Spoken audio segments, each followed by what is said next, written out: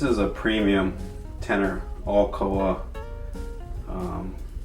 This is some darker koa that came from the Big Island.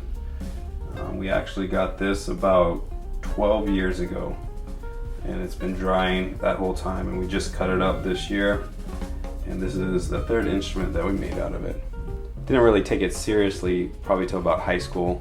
I think building my first guitar, that was enjoyable, and getting to pick and choose what I was gonna do.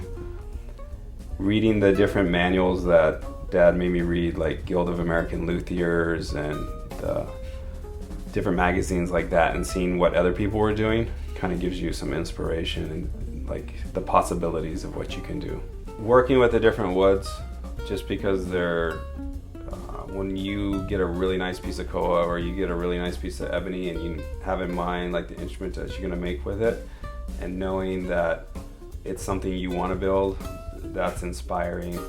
And also I think other builders, just talking with other builders, seeing what they're doing kind of pushes you to get better. Especially nowadays, there's so many different ukulele builders, and you see what they're doing and how they're making the instrument better, and you want to be a part of that, really taking it to the next level. And it goes even with guitar builders. You see what guys are doing with guitar now, and that kind of inspires me to get up and keep going. I think we're a little bit different than some other companies in that we finish the neck and body separate, so that might be a little bit different. If we ever have to repair it, it's a better process, I feel.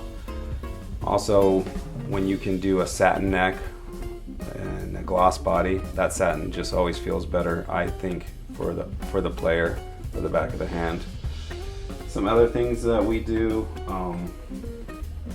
I think our bracing is a little bit different, and it's always evolved. I think the more I build, you learn different things, and so you incorporate different things. I think what it comes down to is the builder and his knowledge of that wood and his bracing pattern and the way he shapes that is going to make it sound unique. We tried it out on a bunch of different things and tested it. I mean, we didn't always.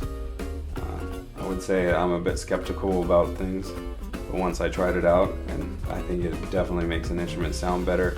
You get better contact, you have less creep over time, you don't have where you see joints, shrinkage, and all that kind of stuff.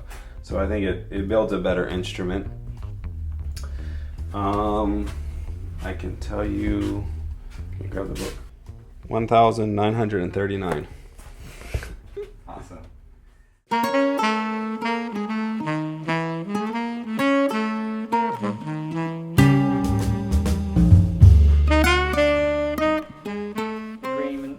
Flame, so it just kind of makes it pop a little more. Right. And what is your first coat going to be after that? You're still going to put a sealer on there, right? Yeah, so it'll be a sealer coat of vinyl sealer, which is like a nitrocellulose base thing. It's got a little vinyl in it, so it helps it stick to the oily woods, especially like rosewoods. Right. Because regular nitrocellulose can have you can have some delaminating problems happen if you don't put a base coat of the vinyl sealer on. So this is a koa back and sides, spruce top, arch top that I make,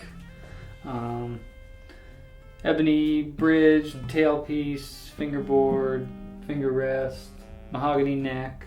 And so I hand carve the top and the back on this from a solid block of wood. So I use these little hand planes here, or this is like just a little ibex plane. It's pretty common to most people who make carved top and back instruments. And then this is just a little bigger one. And then I have a couple of others, just basically the same thing but bigger and smaller depending on what I need to carve. I just put it down and just take out until it's the thicknesses that I want and the graduation, because it's thicker in the middle and the thickness graduates out to the edge.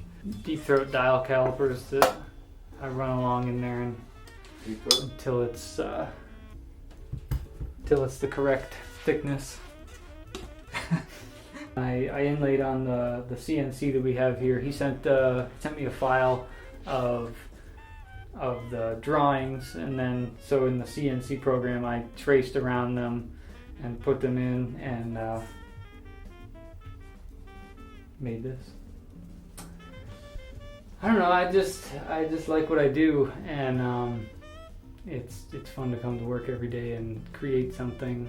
There's, every job can be kind of a pain in the butt at some point in time, but for this particular job, when you finish the instrument, it's really rewarding because you have something that is,